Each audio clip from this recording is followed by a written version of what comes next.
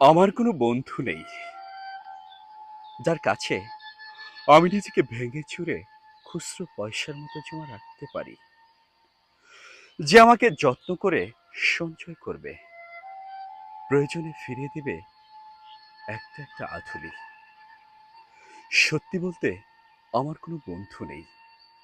বন্ধু বলতে জেনেছি যাদের, তারা কেবল পথ চলতে সঙ্গী ছিল। দূরের পথে ট্রেনে যেমন থাকে পাশের সিটে, গল্প হয় দুপেলা লেবু চায়ের দাম মেটাতে, আমি দিচ্ছি যুদ্ধ হয়। সিগারেটের বাড়ি দেওয়া টুকরো ফুকে, এই যে নিন ফোন নাম্বার, এদিকটাতে আবার এলে ফোন করবেন, বলা শেষে অচেনা এক স্টেশনে উদাও হয়। এই যে আমি পথ হাঁটছি, রোজ ঘাটছি বুকের ভিতর কষ্ট ক্লে।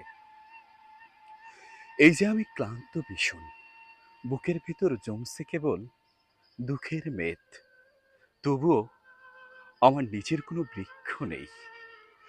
প্রবল দহন দিনের শেষে যার ছায়াতে জিরুব ভেবে ফিরে আসার ইচ্ছে হয়,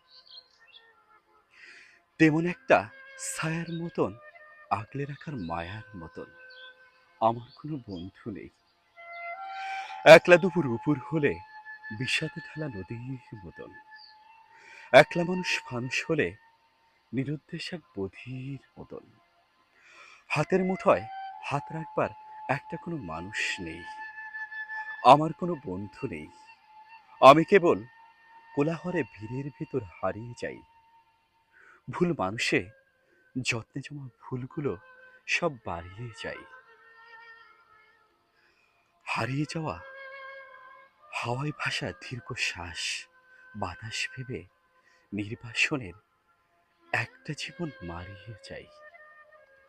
আমার কোনো বন্ধু নেই যার কাছে আমি নিজেকে ভেঙে চুরে খুচরো পয়সার মতো জমা রাখতে পারি, যে আমাকে যত্ন করে সঞ্চয় করবে, প্রয়োজনে ফিরিয়ে দেবে একটা একটা আধুলি।